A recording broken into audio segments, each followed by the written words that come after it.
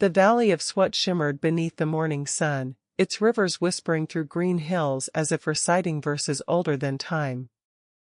Among the laughter of children and the call of prayer, a little girl walked beside her father, her schoolbag swaying like a flag of hope. Her name was Malala, and in her hand she carried a book, worn, loved, and full of worlds she hadn't yet seen. Her father, Gia-ud-Din, spoke softly as they crossed the bridge to his small school. "Knowledge," he told her, "is the light that even mountains cannot block." She believed him. Every word in those pages felt like a spark. She read about queens who ruled with wisdom, scientists who reached the stars, and poets who painted dreams with ink. When the day began, Malala stood before her classmates, her braids bouncing as she read aloud. She stumbled over a few words, laughed at herself, and kept going.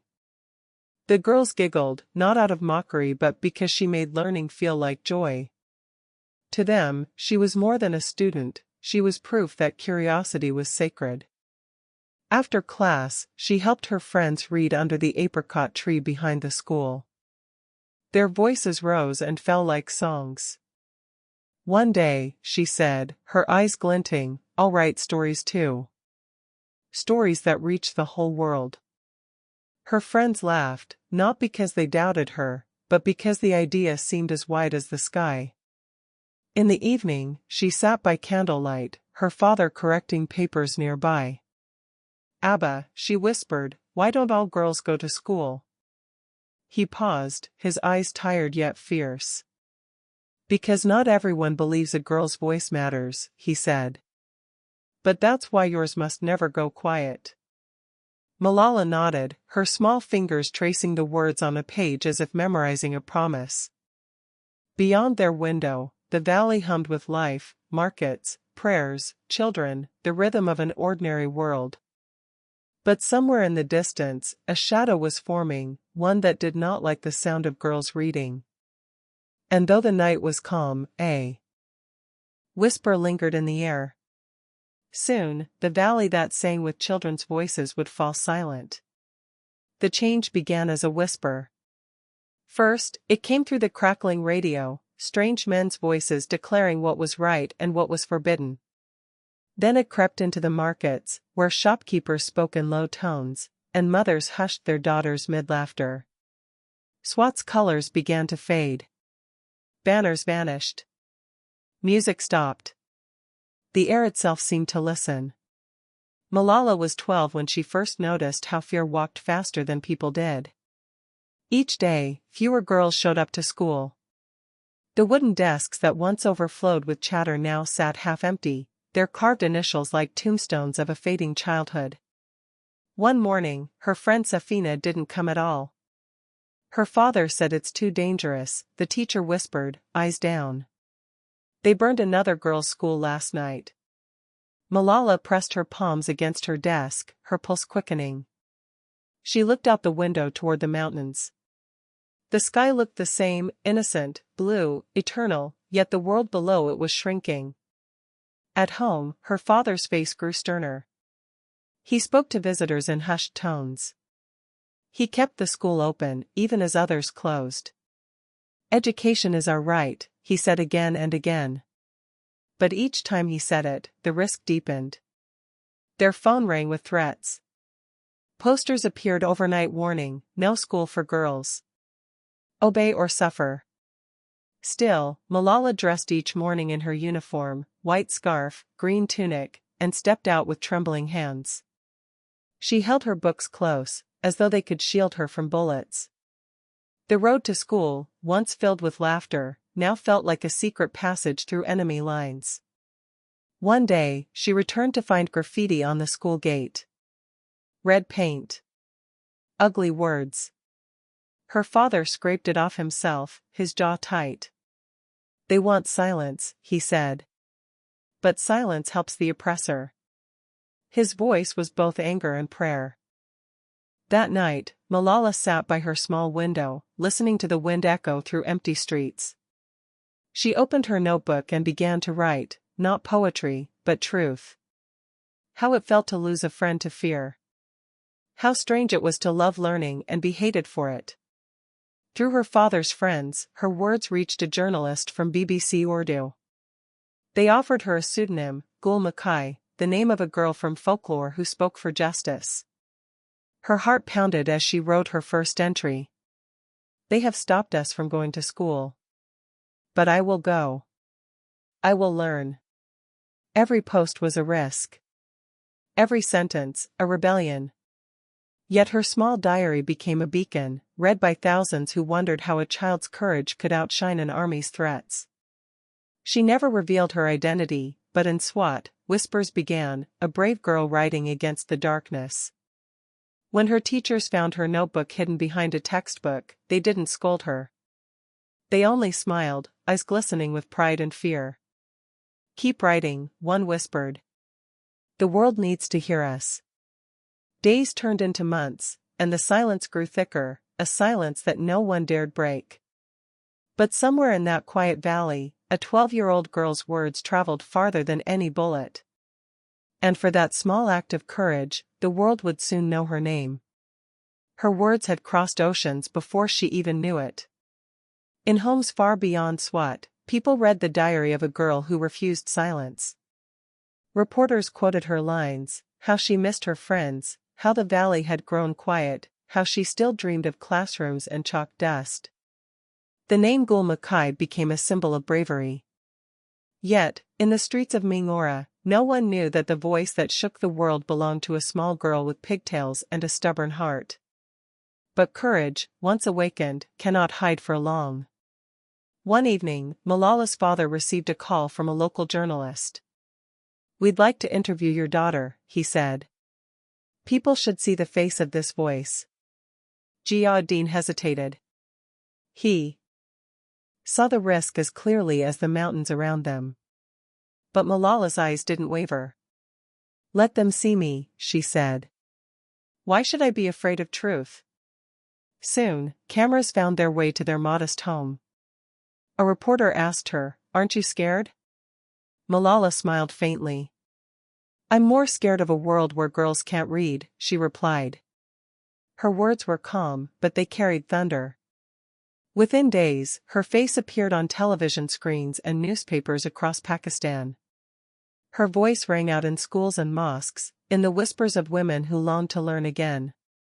Her school bag, once filled with notebooks, was now replaced by microphones and interview requests.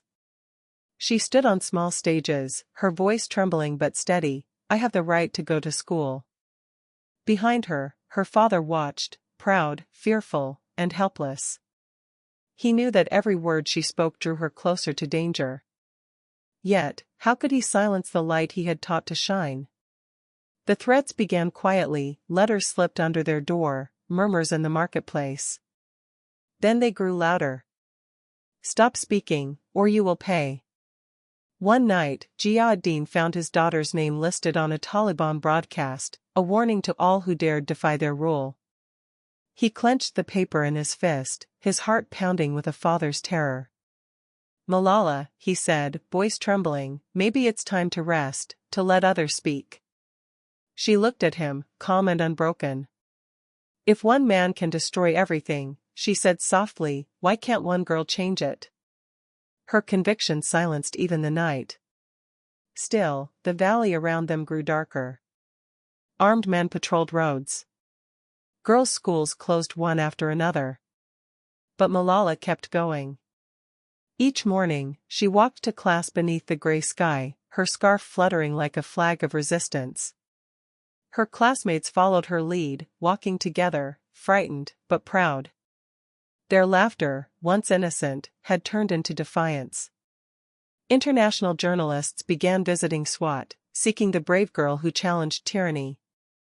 Some came to interview her at her school, others followed her father's speeches on education. Together, they became a symbol, father and daughter standing against fear itself. In one interview, Malala said, "They can stop us for a day, a week, a month. But they cannot stop learning forever." Her words became headlines. Across Pakistan, little girls whispered her name with awe. Mothers told their daughters, "Be brave like Malala." But in the shadows, her enemies listened too. The Taliban's anger grew. They called her a symbol of the West, a threat to faith, a voice that must be silenced. And yet, she continued. At night, she wrote essays for school, about peace, about books, about her dream of becoming a doctor. In her notebook, she scribbled one line over and over: "Fear has no power when your cause is just." Her father worried endlessly. He'd wake at night to check the locks, to peer through the curtains at the empty streets. He prayed silently, torn between pride and dread. "She is my daughter," he told a friend, "but she is also the daughter of Pakistan." Still, Malala's courage burned brighter. She began organizing small talks for students, encouraging them not to give up. Even when soldiers warned her school to close temporarily, she laughed gently. "Then we'll learn at home," she said. "They can't ban thinking." By now, the world knew her name. So did those who hated her. And on one ordinary afternoon, as the school bell rang and laughter filled the bus home, the sky above Swat looked deceptively peaceful, like the world was finally exhaling. Malala sat with her friends, her books in her lap, her smile unguarded. They spoke about exams, about dreams, about tomorrow. None of them noticed the man waiting by the road. Because no one ever expects the day that changes everything. It was an ordinary Tuesday, October 9, 2012. The kind of day that promised nothing unusual, just the laughter of girls spilling out of the Kushal school gates, the sound of sandals slapping against the dusty road, the scent of chalk still lingering on their hands. The sun dipped behind the mountains, washing the valley in gold. Malala clutched her books to her chest, chatting about grades and homework, teasing her best friend about who would top the next exam. The world felt simple again. Safe, almost. The girls climbed aboard the small white school van, chipped paint, crowded seats, the kind of place where every giggle felt like a secret. They passed their snacks around, whispering dreams of the future: doctors, teachers, writers. Malala laughed the loudest. She always did. Then the road curved. A shadow stepped into view. The van slowed, confused. Two men stood ahead, one waving for it to stop. The driver hesitated, thinking they were police. Then he saw the guns. Before anyone could scream, one man climbed onto the step, his face hidden behind a scarf. His voice cut through the chatter like ice. "Who is Malala?" Silence. Every heartbeat in that van froze. No one spoke. The air thickened, heavy with disbelief. Then, a trembling hand, not of betrayal but of instinct, pointed. The gunman turned. One shot. Then another. Malala's head jerked back. The world tilted. Screams filled the van, high and raw. Her books fell to the floor, pages fluttering like wounded birds. The men fled into the dust. The van erupted in panic. "Drive," someone cried. "Drive fast." Blood pooled where laughter had been seconds ago. Her friends pressed scarves to her wound, sobbing her name. "Malala. Malala." By the time they reached the hospital in Mingora, the valley already knew. Word spread faster than sirens. A child had been shot, not for wealth, not for crime, but for learning. Doctors rushed her into emergency surgery. The bullet had pierced her head, grazing her brain and lodging near her shoulder. The lights in the operating room flickered as generators struggled. Outside, soldiers stood guard. Reporters gathered. Prayers began. The news broke before midnight. A 15-year-old schoolgirl has been shot by the Taliban for advocating girls' education. The words echoed across continents. Anchors' voices trembled. Crowds gathered outside embassies. Hashtags formed, petitions grew, and candlelight vigils appeared from Karachi to London. The world had found its conscience, and it was bleeding. In Swat, her father collapsed when he heard. Ziauddin pressed his face into his hands, whispering her name over and over as though repetition could rewrite reality. Her mother, Torpekai, sat beside her daughter's empty bed, her scarf soaked with tears. "Ya Allah, save my child," she murmured, her voice breaking into prayer. The doctors did what they could, but Swat's hospitals were too fragile, too small for miracles. As her condition worsened, the Pakistani army arranged for her to be airlifted to Peshawar, and later, to the UK. Each transfer was a battle against time. Reporters followed every movement of the plane. The world watched not just a girl's fight for life, but a nation's reckoning with its silence. How could a book become a crime? How could a voice threaten an empire of fear? In Birmingham, British surgeons worked for hours. The bullet fragments were removed. Tubes and machines replaced words and breath. Malala lay in a coma, her face pale, her hair shaved, her spirit suspended somewhere between worlds. Outside, people brought flowers. Children wrote notes in crayon, "Dear Malala, please get better. I want to go to school too." Days turned into nights filled with uncertainty. News channels counted each hour.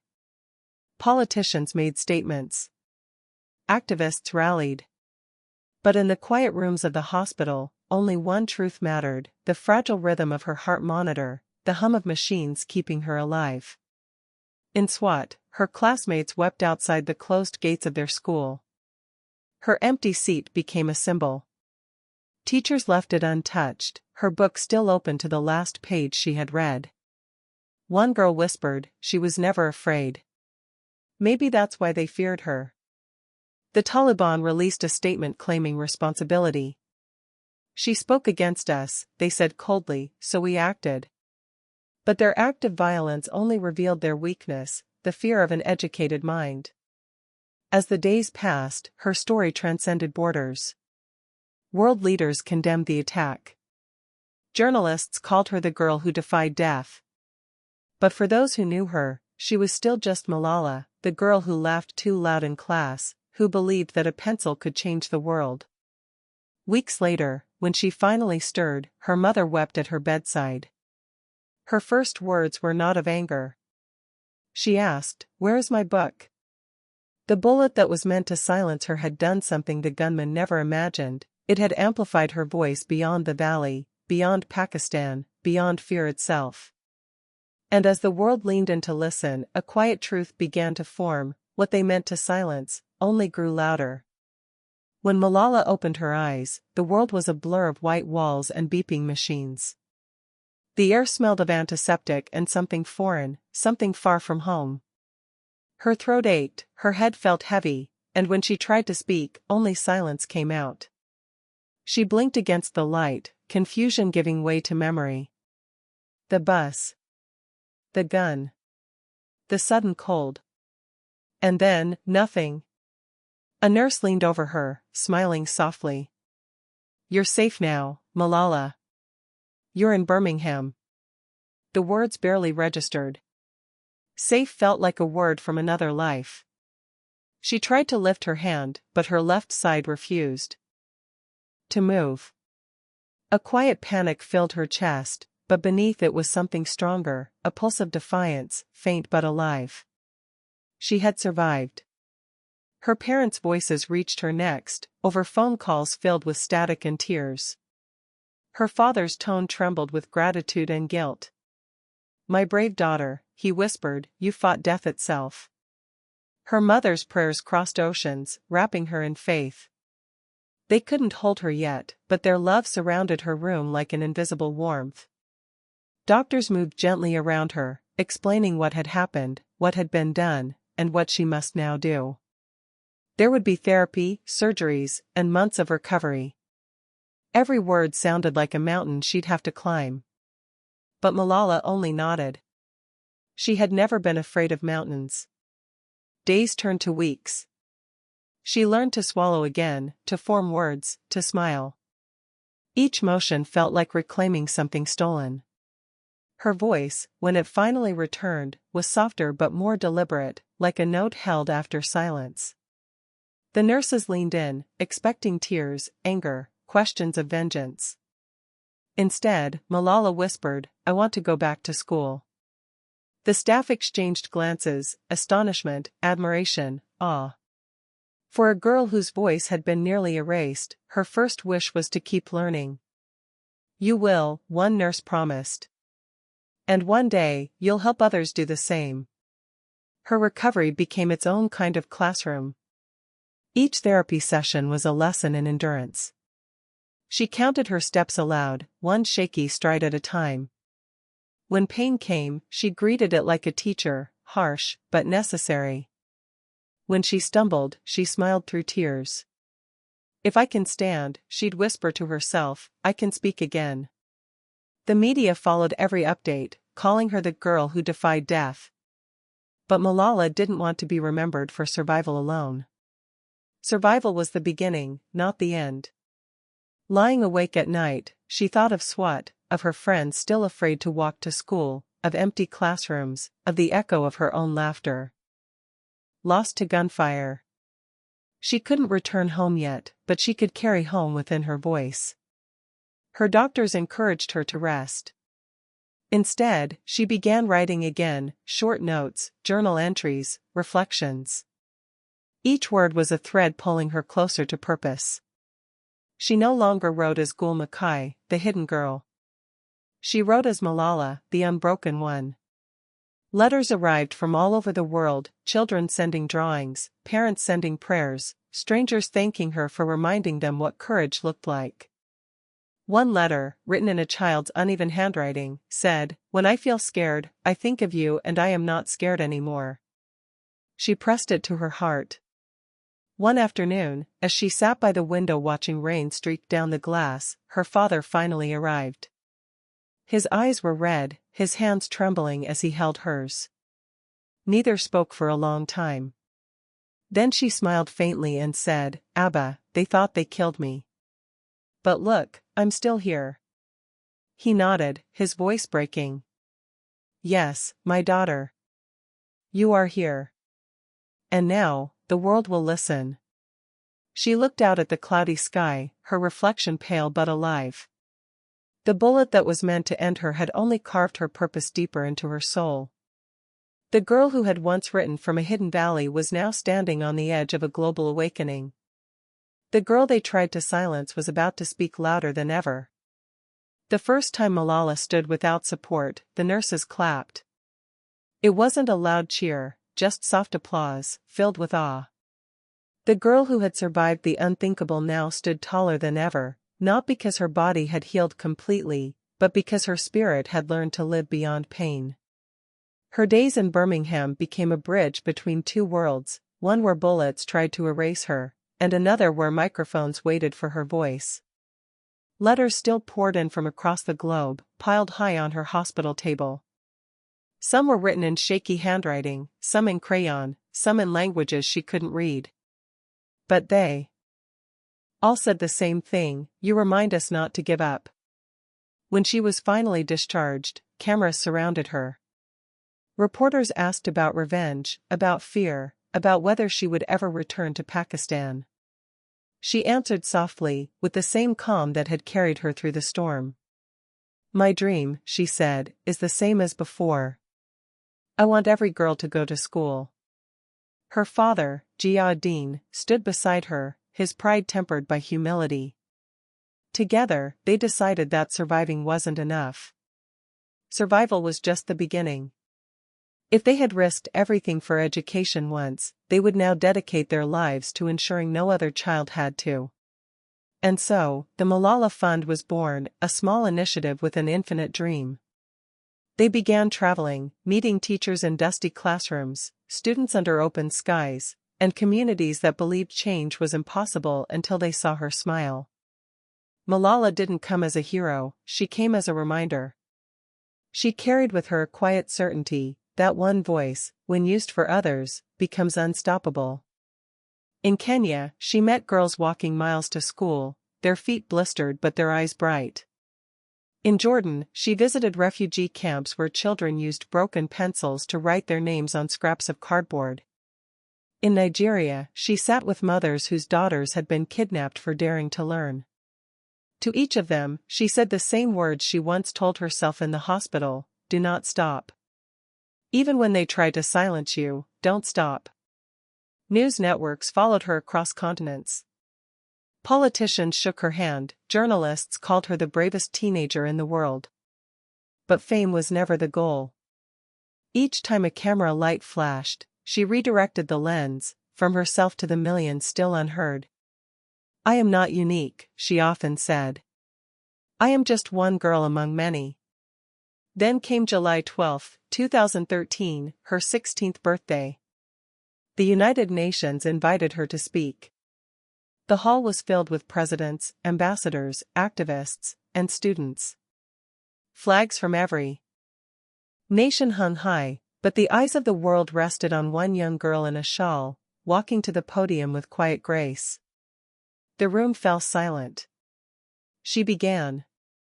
Dear brothers and sisters, we realize the importance of light when we see darkness.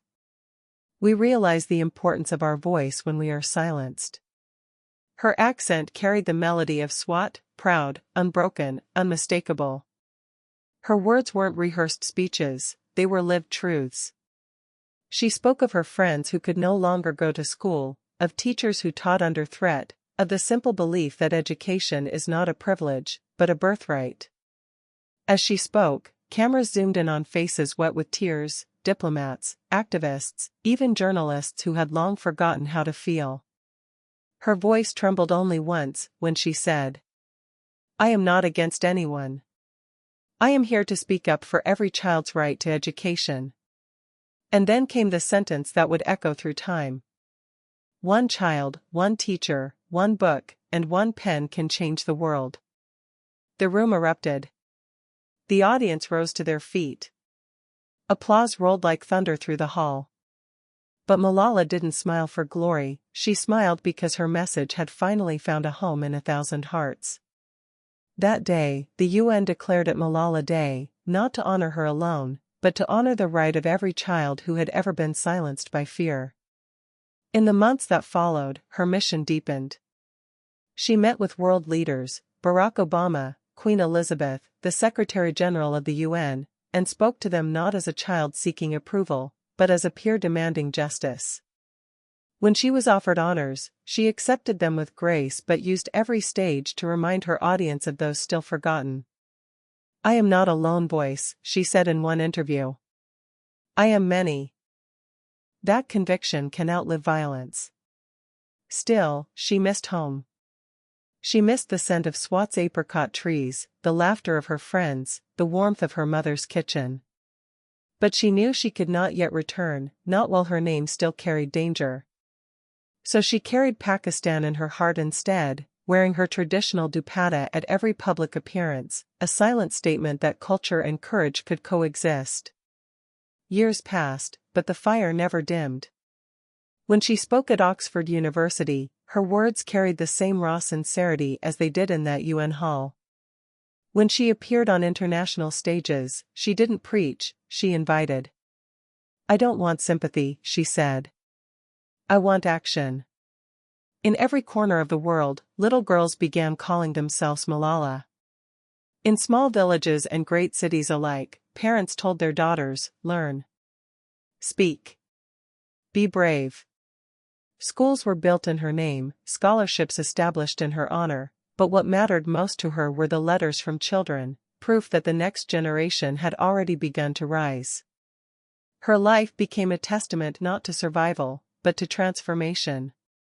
The bullet had not ended her story, it had translated it into a language the entire world could understand, the language of courage.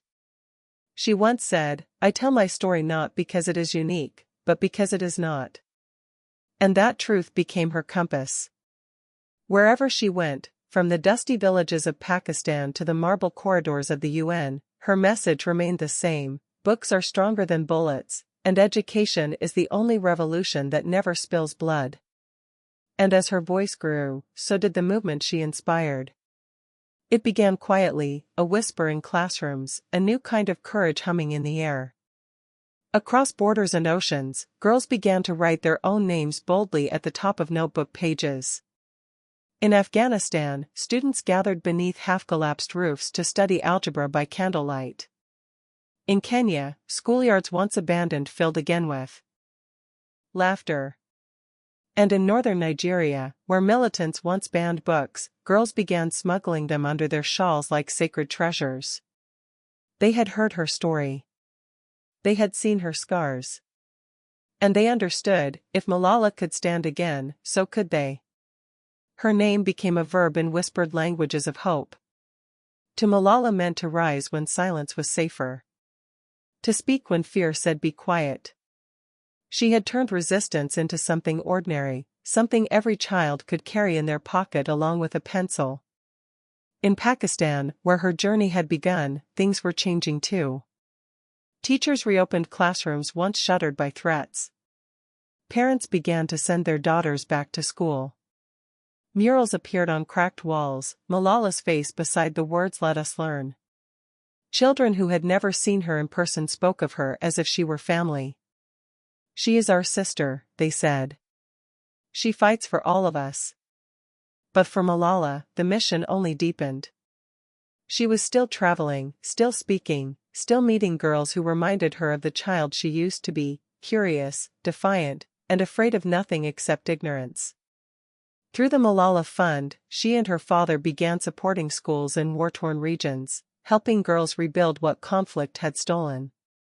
Each new classroom was a rebellion against despair.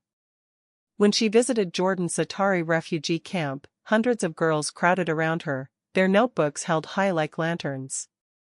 One of them, barely 12, said, "I want to be like you." Malala smiled and shook her head. "No," she replied, "be like you, just never stop learning." Her story became the tide that lifted others. Journalists began covering stories of girls' education not as charity, but as revolution. NGOs partnered with local leaders to build schools and libraries. Even in places where war still raged, the sight of a girl carrying a book became a quiet act of defiance. Then came October 10, 2014.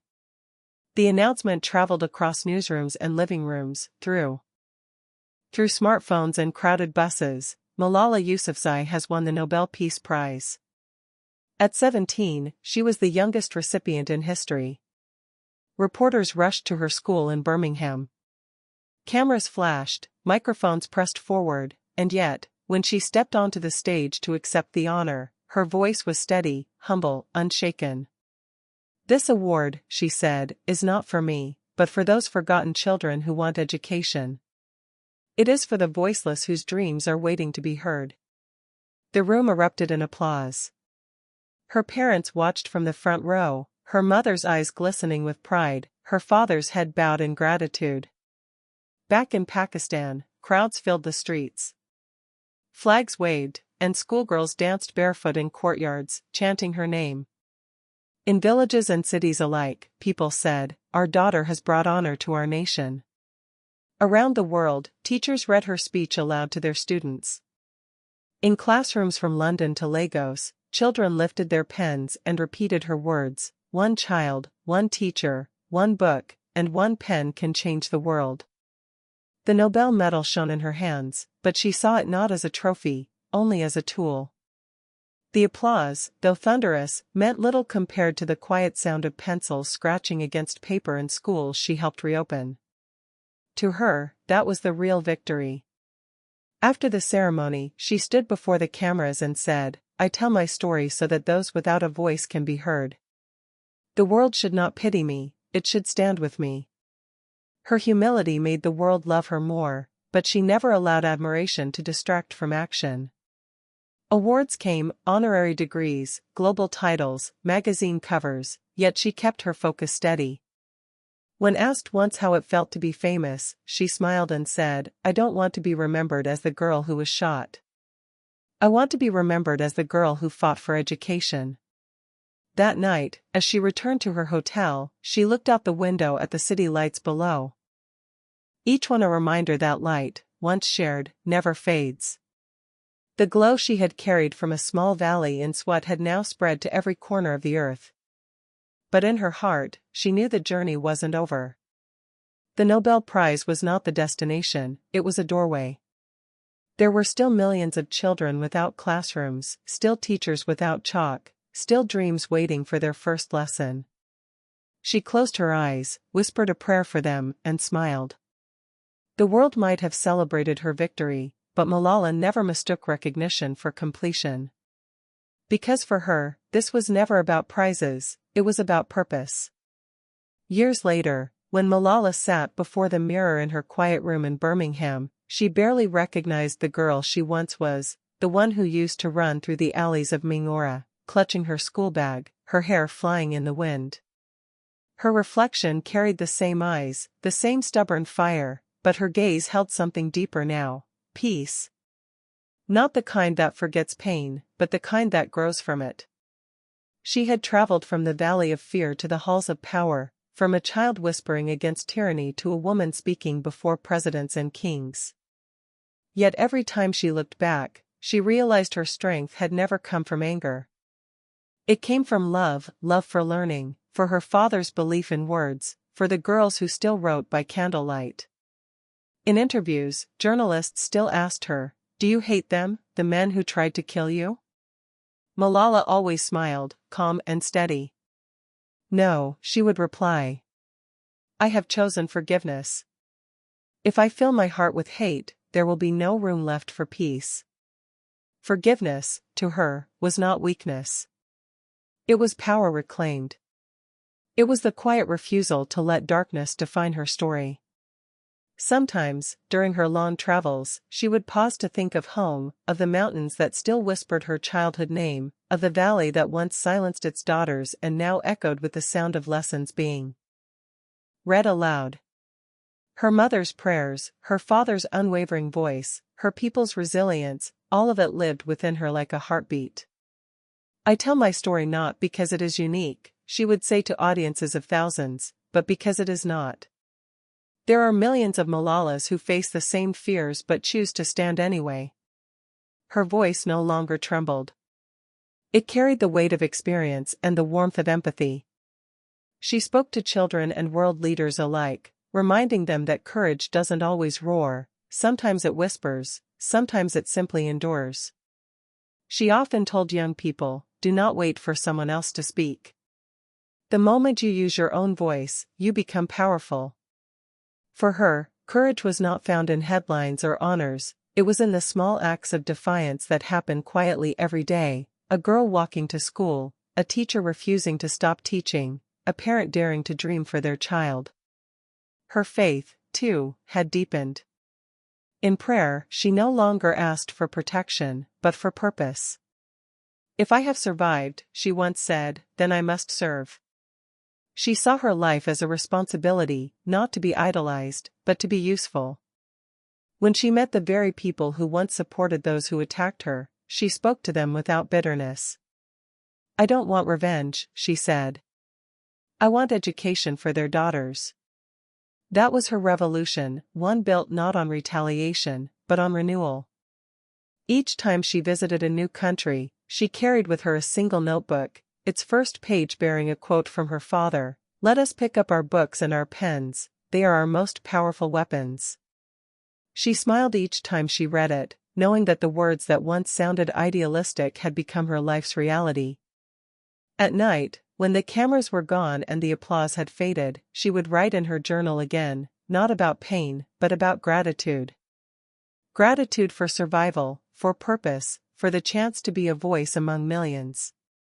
She often ended her entries with the same line: "Light will always find a way." She believed that. With all her heart. Malala had once been a girl with a dream. Now, she was a woman with a mission. And though the world often called her a symbol, she never forgot what she truly was: a student. Still learning, still teaching, still believing that hope, like education, must be shared to survive.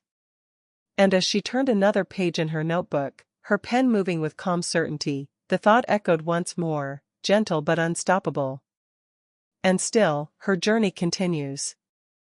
The camera fades in on a quiet classroom bathed in morning light. Chalk dust hangs in the air like mist, and the soft murmur of children fills the room. Malala stands near the doorway, watching rows of girls bent over their notebooks, their laughter echoing off the walls. A smile touches her face, not of pride, but of peace. The sound of learning has returned to the world. Her voice begins to narrate, gentle as a prayer. They thought bullets could silence us. But today, the sound of learning is louder. Louder than fear. Louder than hate. Louder than everything that once tried to keep us quiet. The scene shifts, classrooms in Kenya, Syria, Brazil, Pakistan, children raising their hands, teachers writing dreams on blackboards. The same light flickers in every eye, the same courage in every heartbeat. Malala continues. I was just one girl with a book. But I learned that courage does not need permission. It begins with a single step, one voice that refuses to fade. Her hand brushes across a desk, where a little girl has scrawled her name in pencil. Malala's eyes glisten. If my courage could rebuild hope, she says softly, imagine what yours can do. The music swells, not triumphant, but tender. The frame closes on Malala walking out of the classroom, the children's laughter following her like a melody. Her voice lingers, steady and timeless. This is not just my story, it's ours. Because courage begins with one choice, to stand up, even when the world tells you to sit down. Fade to black. The sound that remains is not applause, but the turning of pages, the quiet revolution that never ends.